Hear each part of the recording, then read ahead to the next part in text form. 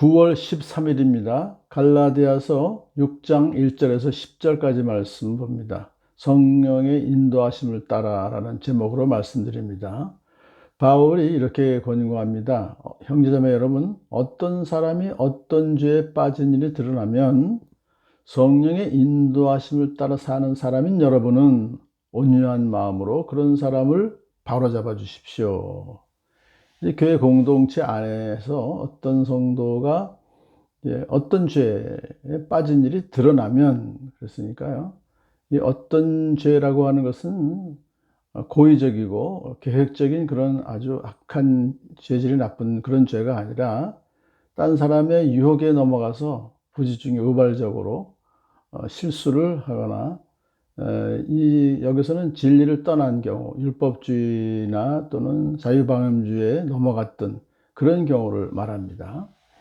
그래서 그런 사람들이 교회 공동체 안에 있다면 성령의 인도하심을 따라 사는 사람인 여러분은, 그랬으니까 이 갈라디아 교회 안에 있는 성도들 중에서 성령의 인도하심을 따라 사는 사람에게 말하는 거예요. 그런 사람은 그를 정죄하거나 또는 좀 책망하지 말고, 물론 공적으로는 이제 교회에서 그 사람을 이제 어떻게 해야 될 것을 이제 교회 당회에서 결정해야 되겠지만, 그렇지만 일반적인 그런 같은 동료를 의식을 가지고 있는 성도들은 온유한 마음으로 그런 사람을 바로잡아 주십시오, 그런 뜻이에요. 그러니까 긍휼한 마음을 가지고 그에게 죄를 회개하게 하고, 그리고 용서해주고, 그리고 사랑으로 권면해주는, 위로해주는, 참 네가 모르고 그런 거야, 또 그런 위로해주는 그런 것이 바로 잡아주는 그런 삶이에요. 그래서 그렇게 이제 충고한 다음에 한 가지 더 말을 하죠. 자기 스스로를 살펴서 유혹에 빠지지 않도록 조심하십시오. 그러니까 이제 아무리 성령의 인도하심을 따라 사는 사람이라 할지라도 그런 범죄한 성도들하고 이렇게 대화하다 보면 혹시라도 또 율법주의나 자유방임죄 또 유혹을 받을 수가 있어요. 그 유혹에 빠지지 않도록 조심해야 된다. 왜냐하면 사람은 다 연약한 그런 존재이기 때문에 그렇게 말하는 거죠. 그러면서 이제 그 권고가 이렇게 이어집니다. 여러분은 서로 남의 짐을 져 주십시오. 그러니까 이제 온유한 마음으로 그런 사람을 바로잡아 주는 것이 결국은 서로 남의 짐을 져주는 그런 것을 이어지게 되는 거죠. 그러므로 남의 짐이라는 것은 여기서 무거운 짐을 말해요. 혼자서는 도저히 감당할 수 없는 짐. 그래서 1절에 이어서 이렇게 남의 짐을 져주라라고 하는 것은 그 앞에 있었던 범죄한 후에, 죄가 드러난 후에 이제 회개는 했지만 아직도 마음에 큰 상처를 가지고 있고, 그리고 또 그 죄를 저지른 것에 대한 대가를 또 치르는 그런 상태에 놓여 있을 수 있죠. 그런 것이 역부족인 상태에 있는 그 동료였던 성도를 이제 그 짐을 대신 져주어라, 서로 그런 거죠. 자, 그래서 그렇게 하면 여러분이 그리스도의 법을 성취하실 것입니다. 그러니까 그렇게 사랑으로 섬기는 거죠. 결국 옆에 있는 동료를. 그럴 때에 그리스도의 법, 예수 그리스도의 법은 뭡니까? 세 계명, 서로 사랑하라는 것이죠. 그래서 서로 남의 짐을 져준다는 것은 서로 사랑하는 것이고, 만일 진정으로 사랑하고 남의 짐을 져주면 그것이 바로 그리스도의 법을 성취하는 것이다, 그런 뜻입니다. 자, 이제 본 주제와 관련해서 성령의 인도하심을 따라 살지 않는 사람들에게 권고합니다. 어떤 사람이 아무것도 아니면서 무엇이 된 것처럼 생각하면 그는 자기를 속이는 것이다. 그러니까 결국은 어떤 사람은 여기서 성령의 인도하심을 따라 살지도 않으면서 자기는 구원받은 사람이다, 자기는 참 예수 믿고 구원받았다, 이렇게 생각하는 사람을 여기서 지칭하는 것이죠. 그러면 결국은 성령의 인도하심을 따라서 받아 살지도 않아요. 자기 생각대로 막 살아가요. 그런데도 자기가 무엇이 된 것처럼 착각하는, 그 착각이 아니에요. 그렇게 아주 확신하는 거예요. 그래서 그 확신범이라고 볼 수도 있습니다. 이런 사람은 스스로를 속이는 것이다. 그거예요. 자기의 주관을 따라서 어떤 조치를 취하면 그것이 된다라고 하는 확신범들을 말해요. 그래서 이 사실상 구원도 받지 않았으면서 구원에 확신이 있다고 막 떠드는 그런 사람들에게 속하는 것이죠. 그런 사람들에게 이렇게 말합니다. 각 사람은 자기의 일을 살펴보십시오. 그러는 거예요. 그래서 물론 모든 성도들은 다 자기의 일을 살펴보아야 되지만 여기서는 특별히 그렇게 스스로를 속이고 사는 그런 사람들에게 특별히 이렇게 권고하는 것입니다.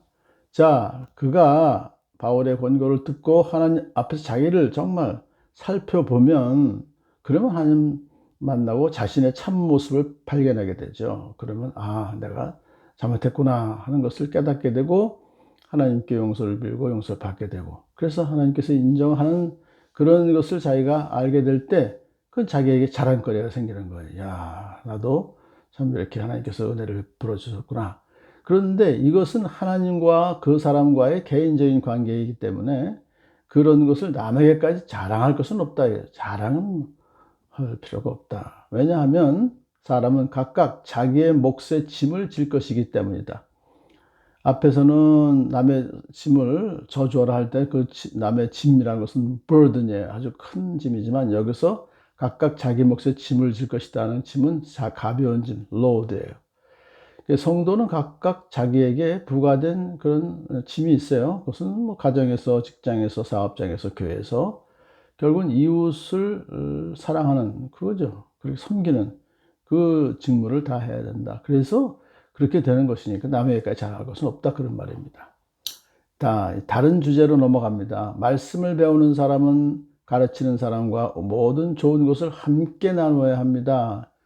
고린도전서 9장 11절도 이렇게 말했어요. 우리가 여러분에게 영적인 것으로 씨를 뿌렸으면 여러분에게 물질적인 것으로 거둔다고 해서 그것이 지나친 일이 되겠습니까? 바울이 그렇게 가르친 거예요. 말씀 사역자가 말씀 준비에 전념할 수 있도록 그의 생활을 책임져 주는 것이 말씀을 배우는 성도들의 당연한 의무다. 그런 뜻입니다.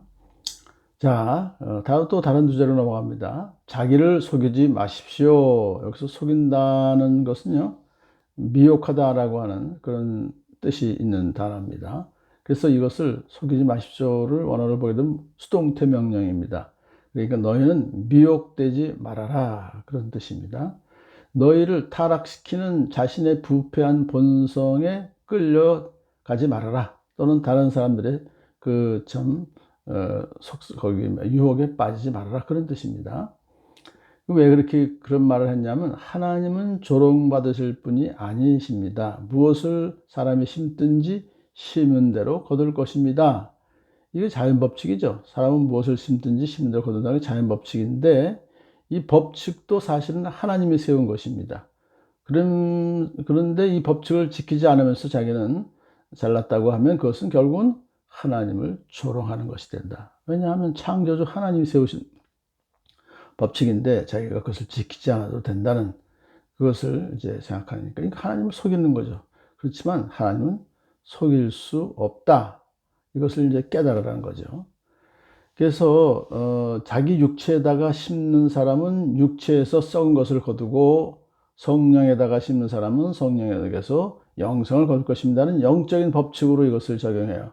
그러니까 자연 법칙을 무엇을 심든지 심는 대로 거둘 것이다는 것을 이렇게 영적인 법칙으로 자기 육체에다 심는 사람은 육체에서 썩을 것을 거두고 결국은 좀 살면서도 하나님 말씀 따라 성령의 인도하심 따라 살지 않으면 결국은 썩은 것을 거두게 되죠. 멸망하게 되죠. 하지만은 성령에다 심는 사람은 성령에게서 영생을 거둘 것이다.